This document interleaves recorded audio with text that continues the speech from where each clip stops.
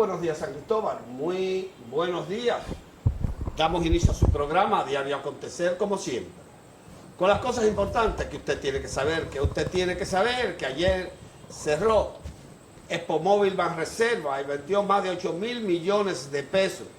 Se vendieron más de 5.000 unidades de vehículos, entre ellos híbridos y eléctricos. En financiamiento, 8 millones por la venta de más de 5.000 unidades de vehículos.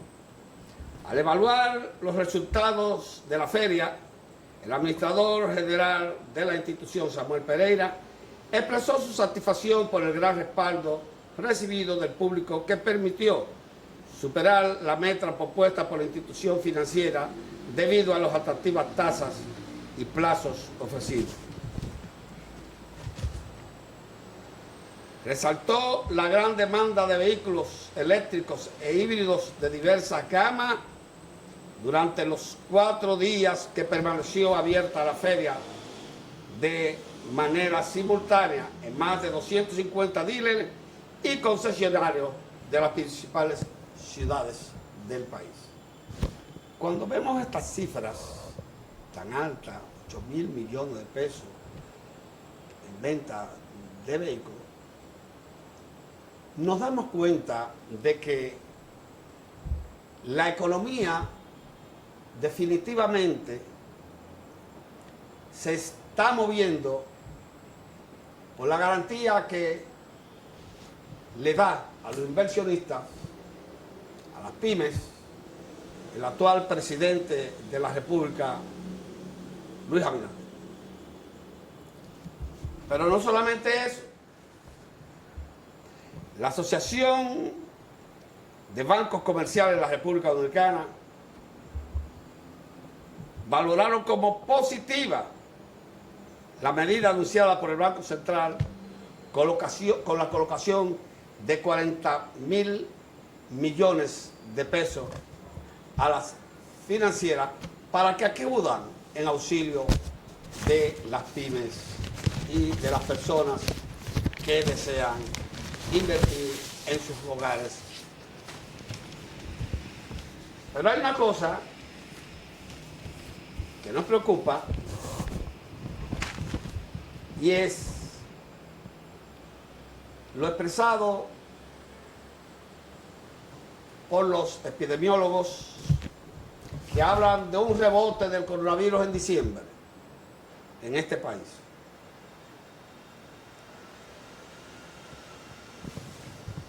Y dice uno de ellos que Carlos Félix Cuello, el epidemiólogo Carlos Félix Cuello, dice Cuello que en los polos turísticos hay un rebrote de COVID-19. Yo creo que este epidemiólogo no está dando esta información ni con exactitud ni es correcta. Ahí hay cocorica. Ahí hay política metida por parte de ese epidemiólogo. Eso no es verdad, que hay un rebrote de coronavirus en los pueblos turísticos. No es verdad. Si hay un rebrote, es por las facilidades, la apertura que se ha realizado. Y tienen sus focos.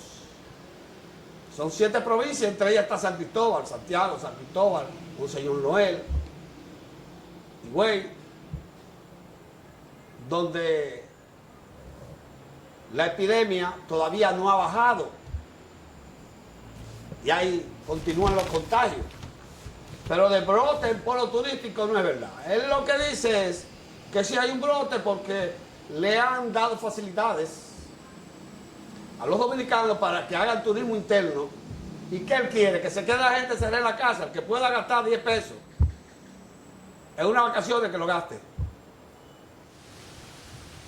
Señores, en la mañana de hoy tenemos al Sergio Hernández Fortuna, profesor, un símbolo del periodismo en este país.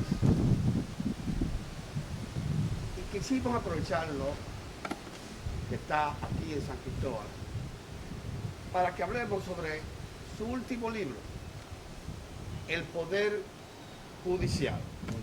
municipal, perdón. Háblanos, ¿qué te motivó a escribir este libro que se trata del poder municipal? Gracias, Samuel, por invitarme a este programa.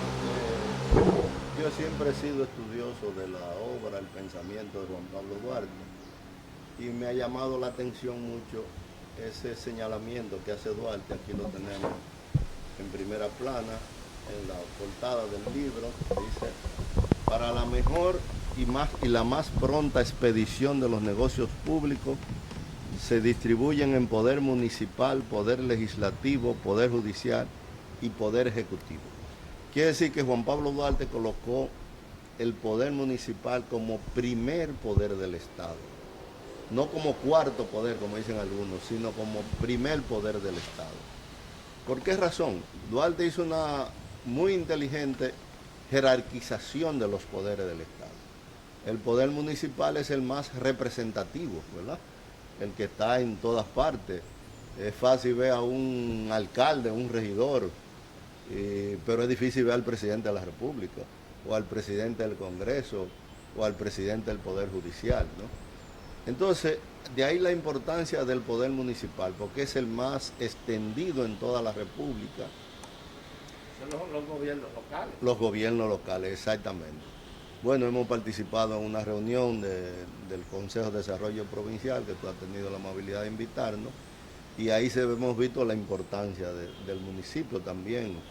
Hemos coincidido con otras personas sobre la importancia de que cada ayuntamiento haga su trabajo en su localidad, que le dé acceso a los ciudadanos, que puedan hacer propuestas, que puedan hacer críticas de lo que está mal, ¿verdad? Y propuestas para hacer nuevos servicios, para mejorar toda la comunidad, todo el municipio en que se trabaja. Entonces hemos hecho en este libro un estudio histórico del origen de los ayuntamientos, o sea, el gobierno del municipio. Desde la época medieval en España comenzaron los municipios a funcionar.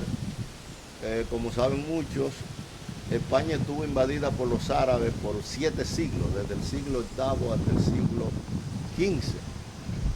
Precisamente en el siglo XV, que fue cuando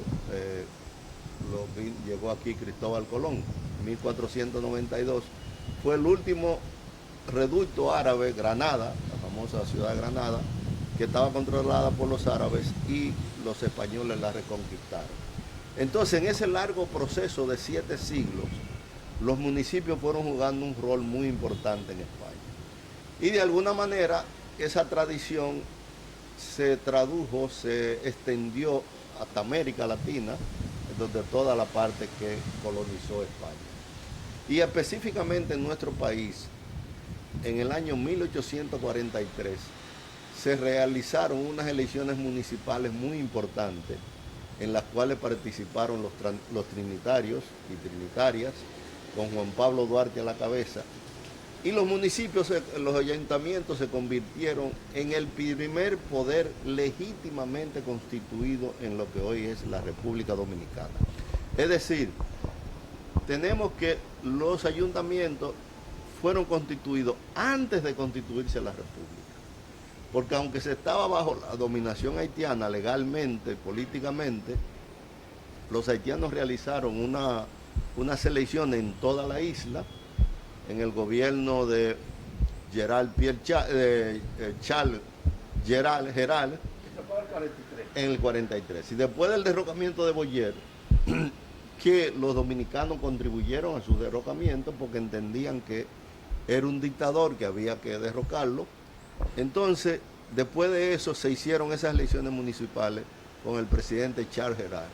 Y Duarte y los trinitarios entendieron muy bien que si ellos participaban en esas elecciones, dominicanos, aunque el ayuntamiento legalmente eran haitianos, pero aquí estaban constituidos por dominicanos, y específicamente los trinitarios, los partidarios de la independencia, participaron activamente, ganaron las alcaldías principales, Santo Domingo, Santiago, La Vega, Puerto Plata, y eso contribuyó entonces a que el proceso de independencia se acelerara. porque ya eran autoridades legítimamente constituidas por votación popular, ¿no?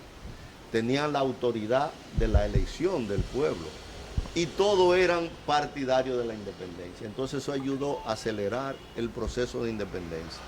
Por eso cuando se da la proclamación de la independencia, 27 de febrero de 1844, los ayuntamientos juegan un rol muy importante, una actividad muy importante que lo explico en este libro con una serie de datos en base a historiadores muy reconocidos como José Gabriel García, el padre de la historia dominicana.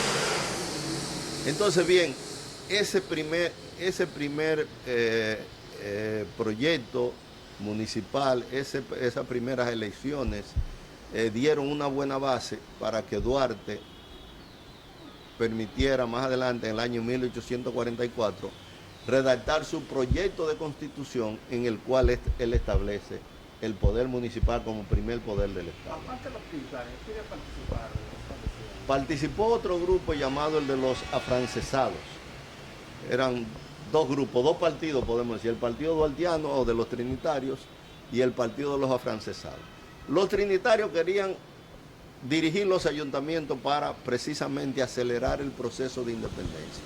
En cambio, los afrancesados querían dirigir los ayuntamientos para convertirlo en un poder favorable a entonces anexar la república a Francia o a España o a Estados Unidos. Por eso la importancia de que ganaran los trinitarios esas elecciones municipales. Pero cuando usted dice que ganaron los principales ayuntamientos, Sí. los afrancesados, ¿cuáles fueron los ayuntamientos?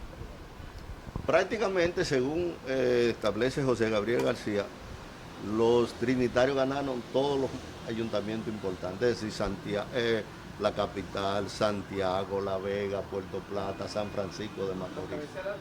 Las cabeceras de provincia. ¿Y los afrancesados?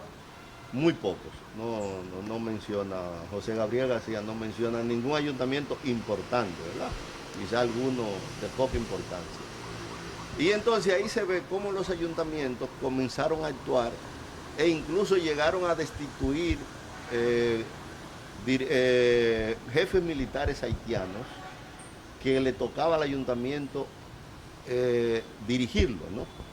Y esa es una de las razones entonces por la cual viene Charles Gerard en 1844, se da cuenta que con el triunfo de los trinitarios en los ayuntamientos, está acelerando el proceso de separación, como le llamaban entonces, y entonces él viene con su ejército, persigue a Juan Pablo Duarte, mete preso a Mella.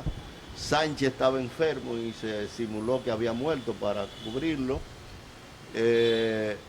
Repone militares que habían sido destituidos por los ayuntamientos y él pasa aquí un par de meses con todo su poder militar y reprime el movimiento de los trinitarios. Pero ya había un trabajo también hecho por Juan Pablo Duarte y además se quedaron las autoridades porque habían sido electas por la población y en poco tiempo se reinició la actividad a favor de la independencia y pocos meses después se logró el 27 de febrero de 1844. Se ve incluso en lo que dice José Gabriel García que las mismas autoridades haitianas respetaban esos ayuntamientos electos democráticamente. Porque cuando se proclama la independencia el 27 de febrero en la Puerta del Conde, ahí había por lo menos 150 hombres armados. En cambio, en la Fortaleza Osama, lo que llamaban la fuerza, apenas había como 60 militares haitianos. Se vieron en inferioridad los haitianos y entonces acudieron al ayuntamiento legalmente constituido para que respetara su vida y le garantizara volver a Haití. Es decir, que el ayuntamiento comenzó a ser reconocido, incluso por las autoridades haitianas, como un poder legítimamente constituido. O sea que después de 1844 es que los ayuntamientos dejan de ser el primer poder del país. Bueno, entonces Santana, como tú recordarás y recordarán muchos, impone el artículo 210 de la Constitución que se firmó aquí en San Cristóbal, ¿verdad? Todos los artículos de la Constitución podemos decir que son artículos democráticos, liberales, pero cuando Santana impone ese artículo 210, le daba un poder extraordinario. ¿Qué dice el artículo 210? El artículo 210 dice que mientras durara la guerra contra Haití, el presidente de la República tenía poderes extraordinarios, podía tomar cualquier decisión sin responsabilidad alguna, dice el artículo. Es decir, que podía hasta mandar a matar gente, como lo hizo, por ejemplo, con María Trinidad Sánchez. Al año siguiente, 27 de febrero, la fusiló, y a un sobrino de Sánchez, también, a un hermano de Sánchez también lo fusiló. Entonces, al comenzar ese poder dictatorial de Santana, después de Báez y de otros, van languideciendo los ayuntamientos. Luego con otros dictadores, ¿verdad?, van languideciendo. Por tanto, en este momento ya de reactivación democrática, es importante volver a insistir en que los ayuntamientos jueguen un rol destacado. Aquí analizamos también lo que establece la Constitución de la República sobre los ayuntamientos, que por lo menos en el papel le da bastante autonomía, lo que establece también la Ley 176-07, todas las atribuciones que tienen los ayuntamientos y también el 10% que le corresponde, que nunca se lo han dado. Entonces es tiempo de reclamar que se le dé ese 10%, o si no, que se cambie la ley. Si no se puede, si lo que se le puede dar es un 5 o un 6, que se establezca así, pero que se le dé ese porcentaje y que entonces los ayuntamientos puedan realizar toda una serie de actividades. No solo es recoger basura, es arreglar calles, es educar a la población, es promover la cultura, promover el deporte. Los ayuntamientos tienen toda una serie de actividades. ¿Recibían los ayuntamientos una subvención del gobierno? En 1800, en esa época, sí, tenía. Y también lo que llaman los arbitrios municipales, es decir, los impuestos. ¿Y estaba en manos de los ayuntamientos la seguridad ciudadana? También. Porque los ayuntamientos eran los jefes de la policía. Sí. Recuérdate que aquí ha existido la policía municipal. Desgraciadamente, hay una policía nacional tan fuerte que aplasta a la policía municipal. O hay ayuntamientos que quisieran tener su policía municipal, pero con los pocos recursos que reciben, no pueden sostener un buen cuerpo municipal. Pero la policía municipal es la que está encargada del orden en cada municipio. Fue Trujillo que le quitó a la policía, la seguridad ciudadana, sí, a los ayuntamientos. Y le quita la policía a los ayuntamientos. Y hace la policía nacional, le entrega a los cuerpos armados, porque hay mucha gente armada. Exactamente. Esa era la realidad. Exactamente. Sí, pues tú sabes, cada dictador, de Trujillo, Moncácer, Lilis, muchos dicen que Trujillo se inspiró más en Lilis, fue el dictador más que concentró más el poder. Ellos necesitaban controlar directamente los aparatos represivos. Acuérdate la famosa la Guardia de Mon, de la época de Moncácer. Es decir, ellos tenían el cuerpo represivo nacional y entonces aplastaron a los ayuntamientos. ¿Qué debemos de hacer para que los ayuntamientos tengan realmente su poder, que como le corresponde, como primer poder de los pueblos? Bien, entre otras cosas hay que reclamar que se le dé la asignación, los recursos que le corresponden, el 10%. Si no fuera posible en esta época de pandemia, de crisis, ¿verdad? Bueno, llegar a un acuerdo que si no es posible el 10, como decía, el 5 o el 6, pero que se le dé el 5 o el 6. Ahora, en los últimos años, los últimos 10 años, el cálculo que hay es que a los ayuntamientos se le da alrededor de un 3%, mejor un poquito menos que un poco más. No llega al 3. Entonces, imagínate, del 10% a menos del 3, es menos de la tercera parte. Si los ayuntamientos tuvieran que fuera el 5 o el 6%, podrían hacer muchas cosas. Lógicamente se requiere también la participación de la ciudadanía a través de las juntas de vecinos, como mencionábamos en la reunión aquí, ¿verdad? Porque no es simplemente que los ayuntamientos reciban el dinero, sino que lo inviertan de acuerdo como dice la ley.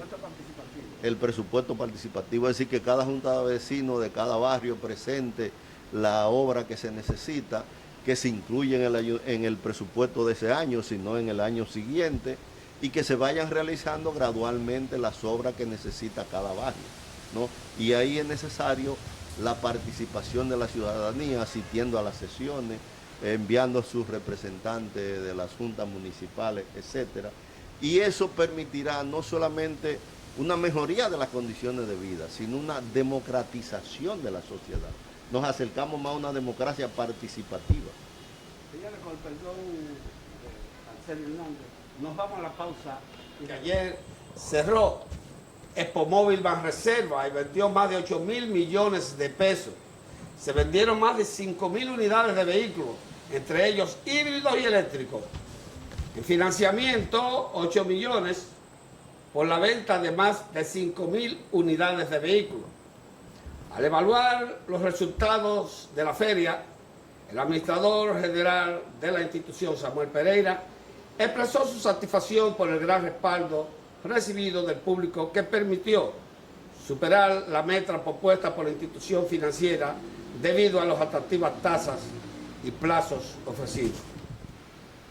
Arcelio, notaste que esta reunión en la cual tú estuviste presente, estaba el plan estratégico de la Cámara de Comercio, el Instituto Politécnico de Loyola, el Consejo Empresarial, notaste la ausencia total de un funcionario del ayuntamiento. Exactamente. ¿Son culpables de la sociedad civil de la ausencia de los ayuntamientos municipales? ¿O es que los ayuntamientos municipales, alcaldes, no quieren integrarse a un plan estratégico de desarrollo para la provincia o el municipio o el distrito? ¿Cómo tú ves? Hay alcaldes que prefieren no participar para ellos controlar su dinero y ellos no sentirse comprometidos, no hacer promesas, que no le hagan reclamación, etc. Pero la población debe entonces insistir en esa. No sé si lo invitaron, me imagino que sí. Sí, lo invitan. Ah, bueno, entonces, si no puede ir el alcalde, puede ir la vicealcaldesa. Pueden ir 2 o 3 regidores. Dice que el alcalde creo que está fuera del país.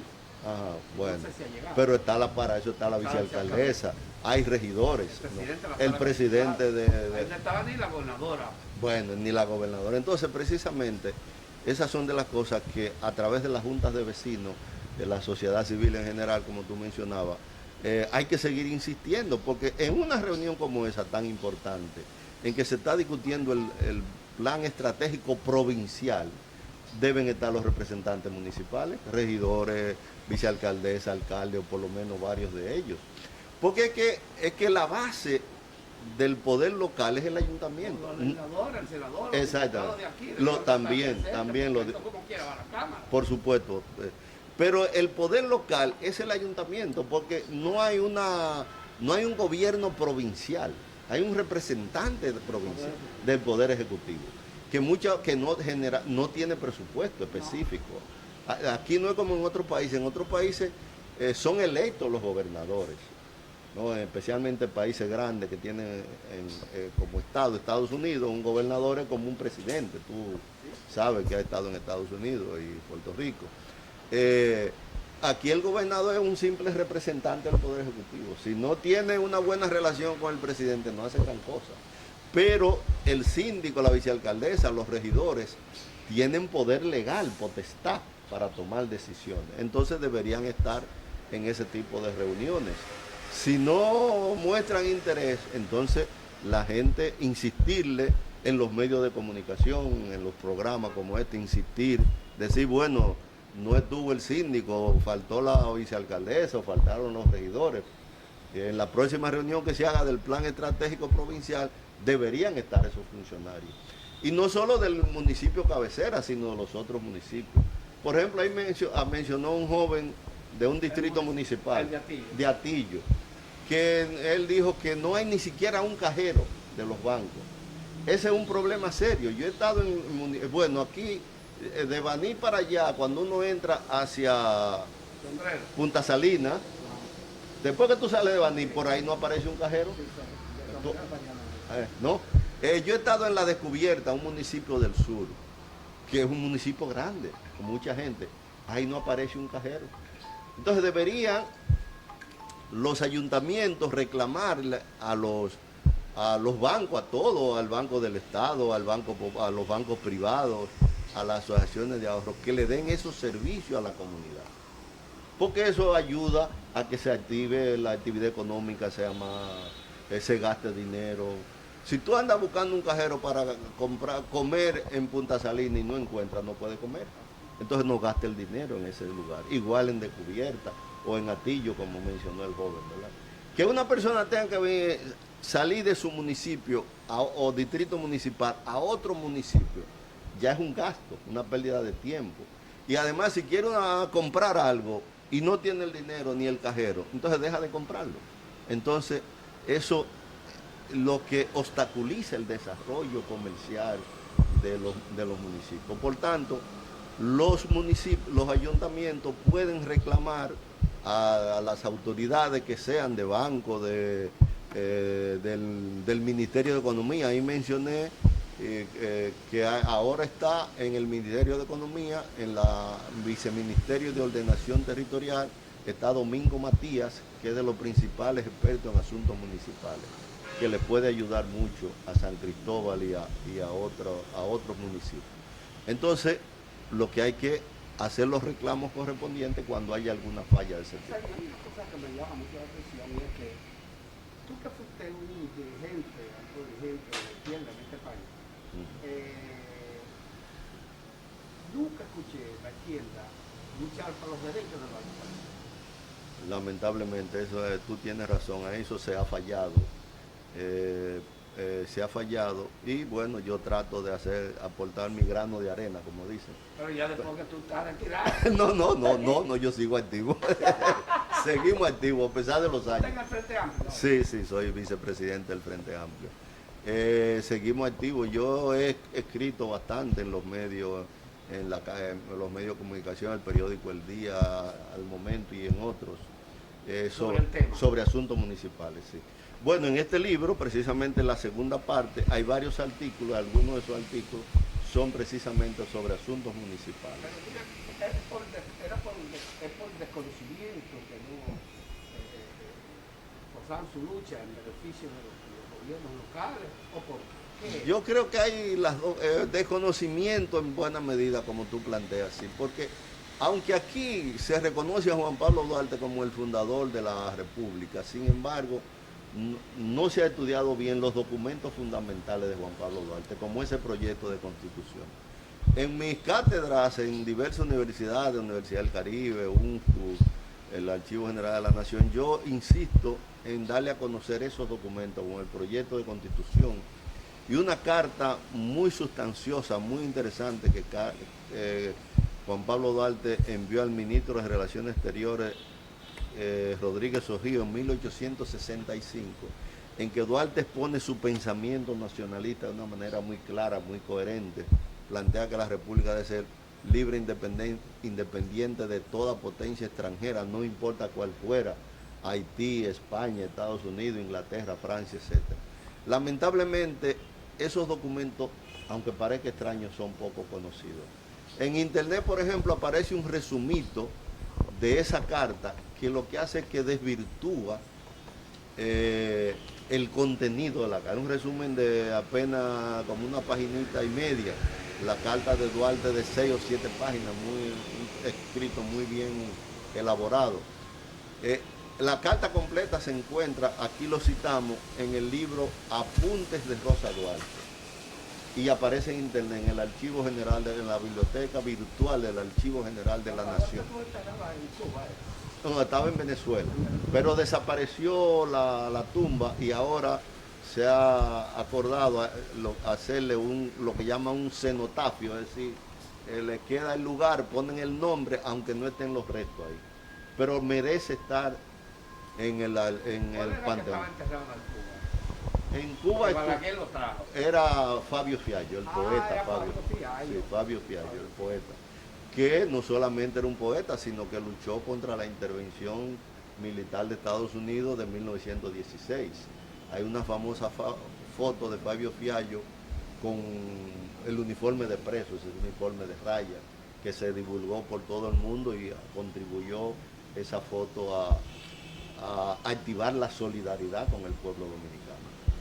Es decir que merecen esos héroes ser recordados y leídos sus documentos originales, no esos resúmenes que a veces no son muy bien hechos, que aparecen en internet, sino ir a la fuente original.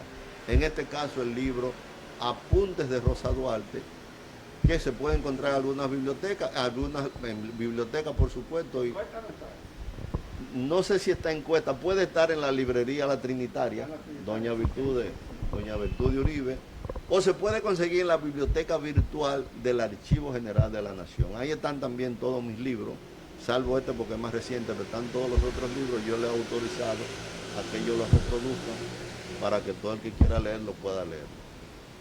Con el permiso de Arsenio, nos vamos a la pausa. Nosotros trabajamos para que la energía que se produce llegue con la calidad y cantidad que demandan los clientes.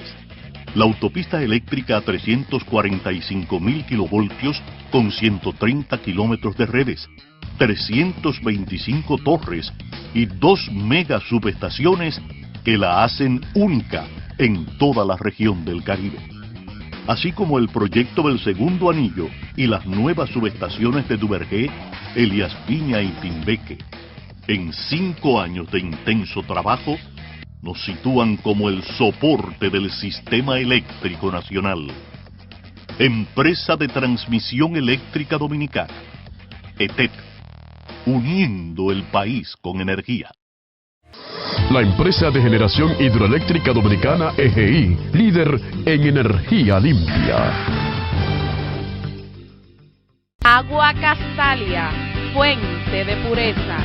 Servicio a domicilio 809-528-6161. Agua Castalia, fuente de pureza.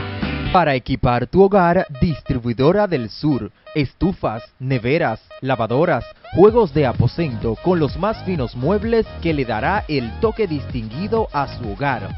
Distribuidora del Sur, la casa del pobre, donde los ricos se pierden una de las grandes emociones de la vida, pagar el último pagaré.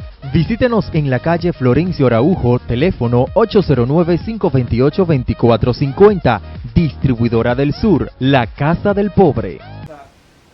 Que ayer cerró Expomóvil Banreserva y vendió más de 8.000 millones de pesos.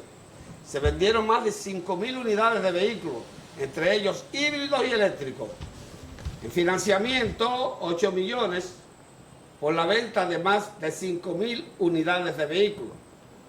Al evaluar los resultados de la feria, el administrador general de la institución, Samuel Pereira, expresó su satisfacción por el gran respaldo recibido del público que permitió superar la meta propuesta por la institución financiera debido a las atractivas tasas y plazos ofrecidos. Arsenio, vamos a salirnos del tema municipal. Vamos al gobierno nacional. De acuerdo. Creo que el Banco Central pone en circulación a favor de las financieras 40.000 millones de pesos. Vemos que el Banco de Reserva hace una feria Expomóvil 2020 y vende 8.000 millones de pesos eléctricos, normalmente. Estamos despegando en la reactivación de la economía cuando vemos esos números. ¿Cuál es tu parecer? Sí, indudablemente esas medidas contribuyen a reactivar la economía, porque hay que reconocer que esta es una crisis muy profunda, porque es la paralización a causa del coronavirus, como se sabe, ¿verdad? Aunque en ciudades como San Cristóbal uno ve que la gente está activa, que hay mucha gente en la calle, que haciendo fila en los bancos, conservando la distancia, que es lo prudente, ¿verdad? Pero todavía la economía nuestra... Estoy buscando la ayuda esa que ponen. Ah, bueno, la ayuda. Pero bien, esa ayudita, aunque no sea mucho, Sí, reactiva la economía. reactiva la economía. La fase, que quedaste en casa, ese tipo de programas. Exactamente. Pero bien, hace falta la reactivación más fuerte, el turismo, por ejemplo, ¿no? Entonces, claro, estas medidas del Banco Central, del Banco de Reserva, contribuyen a volver a normalizar la economía, ¿verdad? Y a que comiencen a fluir los turistas. Naturalmente hace falta mucho más. Bueno, el Banco de Reserva anunció otra feria inmobiliaria, por ejemplo, para compra de casa. Yo particularmente me gustaría ver una feria para prestar a pequeños y medianos productores y pequeños y medianos comerciantes. Precisamente el Banco Central, 40.000 millones de pesos, se va entregando a la financiera a un 3% para que lo presten a productores, a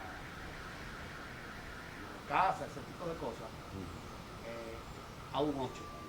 Sí, sí. O sea, son 40.000 millones. Sí, es una buena medida. Es una buena medida. Yo creo que tenemos una esperanza de que la economía se va a reactivar. Sí, yo creo. Sí, yo creo que sí. ¿Cuánta esperanza que tú tienes de una democracia nueva que tenemos, que es el gobierno de Luis Abinader? Cuando vemos que hoy, esta semana, por un reclamo de la población, será llamado ante la Procuraduría General de la República, fue llamada la gente de INAPI, fueron también la del Plan Social, y como también la semana que viene, el jefe del cuerpo de ayudantes, del expresidente Cáceres, el expresidente Danilo Medina, quien ganaba hasta ayer 33.000 pesos y ahora tiene empresa, tiene de todo, tiene ese hombre, multimillonario. O sea, para mí no hay persecución. Para mí no hay una persecución. Lo que hay es tratando de aclarar dónde fueron a parar los recursos del Estado. Cómo esta gente se han aforrado de dinero sin justificación. Entonces, por eso es que te digo que estamos viviendo una nueva democracia. Porque cuando Balaguer metió preso a Jorge Blanco y a los generales y a varios ministros, Balaguer, su asunto era personal. ¿Entiendes? Porque lo pellicaron, dándole abajo era personal.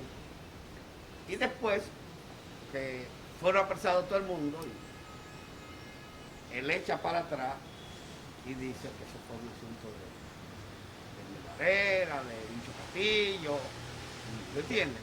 Y ordenó que soltaran a Jorge Blanco y ese tipo de cosas. Son dos movimientos políticos muy distintos, porque se ve que no hay persecución por parte del gobierno de Abinader, porque ahí están todos los empleados públicos del gobierno anterior, la mayoría están ahí. ¿Por qué están?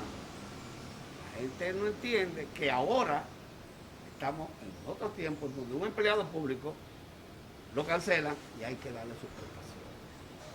Anteriormente no había que dar prestaciones, ahora tú tienes que tener el dinero en la mano para darle a ese empleado para que se vaya. O si no, tú estás expuesto a que tengas un tiquete y esas cosas. Yo quiero que tú me hables, que tú tienes mucha experiencia política, de este proceso que estamos viviendo, lo que tú consideras.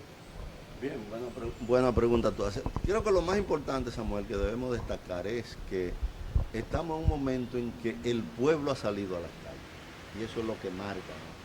Desde el 2017 especialmente, con la Marcha Verde, participamos en esa gran marcha que se dio el 20 de enero, después la del 16 de julio y después otras marchas que se han hecho. Entonces el pueblo está en las calles reclamando y reclama varias cosas. Entre ellas reclama que sean sometidos a la justicia, y no solo sometidos a la justicia, sino que se recupere el dinero que esa gente se ha apropiado. Precisamente yo escribí un artículo hace poco titulado "A Tony Saca quitaron 260 millones de dólares en El Salvador". Era el presidente salvadoreño, fue sometido a la justicia, condenado a 10 años y obligado a devolver 260 millones de dólares. Eso se necesita en República Dominicana. Aquí hay miles de exfuncionarios que se le pueden quitar 20, 30, 40 y hasta más millones de dólares. Y entonces ese dinero debe volver al Estado en vez de coger prestado, mejor hay que recuperar ese dinero. Naturalmente sabemos que eso no se puede hacer de un día para otro. Y entonces ahí la importancia de que personas como Miriam Germán en la Procuraduría, Que está ahí por reclamo de la población. Conozco a Miriam Germán hace más de 40 años, una mujer muy seria. Fue jueza en la época de Balaguer y ella no era balaguerista. Se le respetó, hay que reconocerlo. Porque Balaguer, una vez con la justicia corrupta y ya salió. Sí, ella le escribió una carta. Le escribió una carta. Sí, la respetó, eso hay que reconocerlo. Entonces, que esté Miriam Germán ahí y que se estén llamando a esta gente, ya eso es importante. Claro, no se pueden apresurar demasiado los procesos, sino que se deben hacer de la mejor forma posible, porque si no se pueden caer. Auditoría para que no se caigan. Para que no se caigan, exactamente. Porque así como hay Miriam Germán responsable, hay jueces responsables. Exactamente. Y ella llamó la atención sobre eso en el caso de Odebrecht, que había cuando ella era jueza, que había expedientes mal hechos, entonces lo que daban como resultado era que se iban a caer los expedientes. Entonces yo creo que estamos en un buen momento, en un momento en que va funcionando la democracia, el presidente y otros están, podemos decir, atentos a las protestas, a los deseos, a las necesidades del pueblo. Si hay un problema, lo reconsideran, como el de los impuestos al sueldo 13. Como se sabe, todo el que recibe un sueldito, doble sueldo, muchas veces ya lo debe. No es que va a disfrutar, a beber, ya lo debe. Entonces, entonces, si no recibe ese sueldo completo, se le complica más la vida. Entonces, por suerte, más amargas las Navidades. Entonces, por suerte, el presidente está digamos, respondiendo a esos deseos. Pero también se ve, y es lo más importante, que el pueblo está insistiendo en que se juzguen los corruptos, que se les quite el dinero, que se sometan a la justicia, etcétera. Aquí hay varios casos, como el de ese general y otros, que parecen testaferros de los más altos políticos, ¿no? Aquí se sabe que existe lo que llaman el testaferrato, ¿verdad? Lo que en México llaman la industria de los prestanombres. En México, yo he estado en México 2 o 3 veces, y eso allá hubo un partido que duró mucho tiempo, el PRI, Partido Revolucionario Institucional, y ellos hicieron todo tipo de trucos para enriquecerse. Entre ellos poner dinero a nombre de otros. Y eso se ha dado mucho aquí en la República Dominicana. Bueno, hay personas conocidas que han sido incluso sometidos a la justicia. El caso de Félix Bautista, ¿no? Que se le ve como un testaferro de Leonel Fernández, ¿verdad? Y entonces parece que Danilo Medina tiene varios, tuvo varios testaferros. Entonces esos son de los que están siendo llamados a la justicia. Y se necesita que todo, no importa el partido a que pertenezcan, incluso de gobiernos anteriores, que se han sometido a la justicia y que se recupere ese dinero. Porque si no, la otra vía sería más impuestos o más préstamos. Y ya la población no soporta más impuestos y el Estado Dominicano ya no puede coger más prestado. Puede coger muy poco, ya, porque es que estamos por encima del 50% del Producto Interno Bruto, es la deuda. Y los organismos internacionales advierten que cuando se pasa del 40% del Producto Interno Bruto, ya un país comienza a tener problemas. Entonces no se puede coger mucho dinero prestado, como sí cogieron los gobiernos anteriores. Pero en este caso estamos en una pandemia, este gobierno se ha visto obligado a solicitar dinero prestado, algunos que ya estaban en el presupuesto del gobierno anterior, pero eso tiene un límite. Entonces necesariamente hay que recuperar el dinero que se ha sido robado del Estado Dominicano. ¿Tú sabías que yo me recordé ahora de un caso de Balaguer? Balaguer era muy hábil. Balaguer, ¿sabes qué? Iban ingenieros, le llevan para el partido. Pero él no metía eso a un banco, sino siempre había gente encargada, pero en este caso el ingeniero Pagán, que tenía guardado ese dinerito para la campaña del hombre. Pero no sé qué le pasó a pagar. Que Balaguer lo llama y le dijo, necesito el dinero, papá.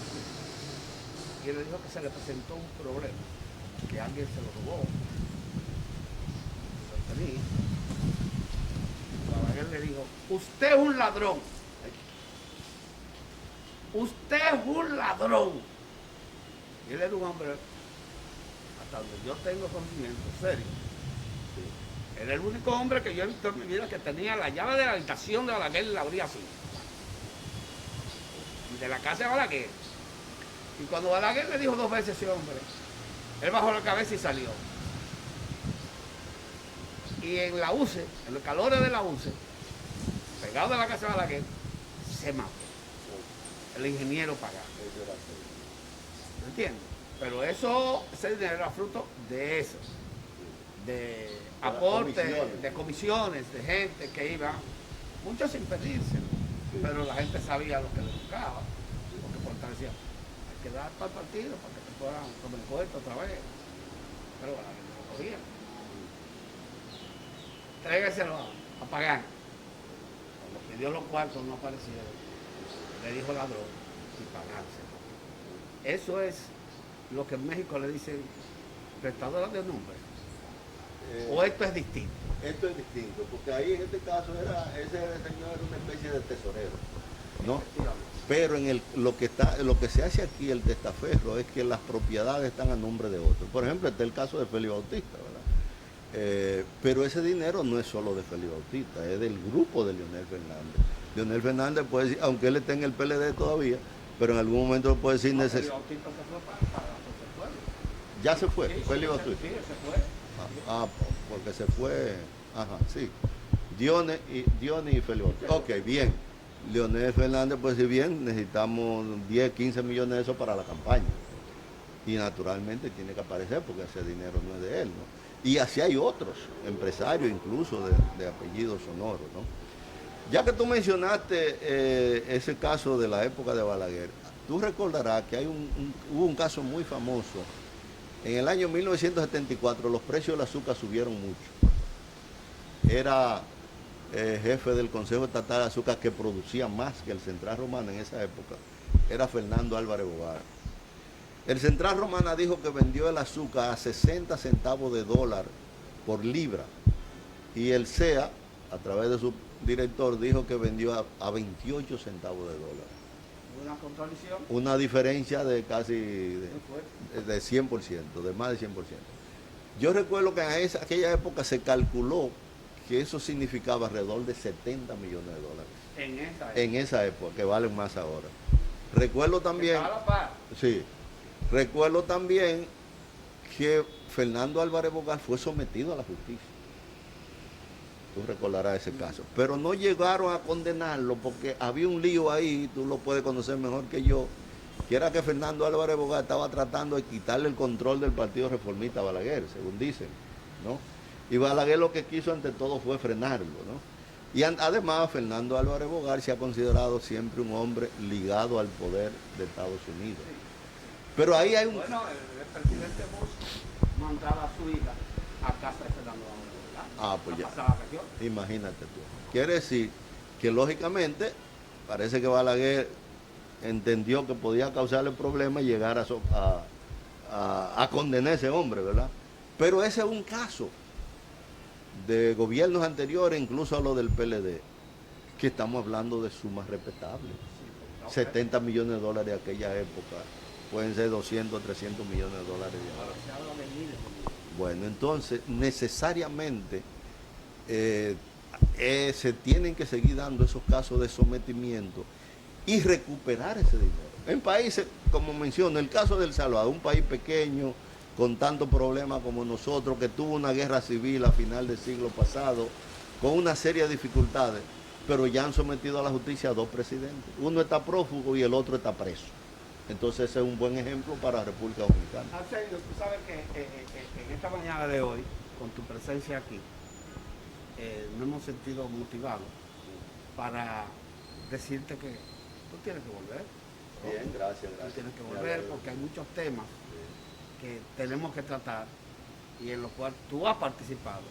Gracias. Y por eso queremos que la gente entienda que hombres como tú, Arsenio, lo necesitamos que estén en los medios para aclarar muchas cosas y orientar a la población que necesita de esa orientación sabia. Como tú, Arsenio. Gracias, gracias, estoy dispuesto a volver y gracias por invitarme a esa reunión del Consejo Provincial que fue muy interesante. Pudimos intervenir tanto tú como yo y aportar algunas ideas, que por cierto fue acogida por el padre Mármol, el padre Chepe, como le llaman, que coincidimos y sí, exactamente, coincidimos en la importancia que se le debe dar a los ayuntamientos. Así que yo estoy en la mejor disposición de volver, así que gracias por la invitación. Señores, no hay tiempo para más. A nombre del Banco de Reserva, le hemos presentado este programa en la mañana de hoy, el Banco del Pueblo Dominicano. Nosotros trabajamos para que la energía que se produce llegue con la calidad y cantidad que demandan los clientes.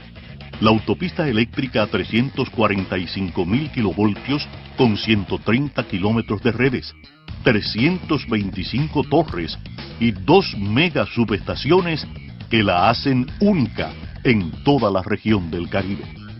Así como el proyecto del segundo anillo y las nuevas subestaciones de Duvergé, Elías Piña y Timbeque.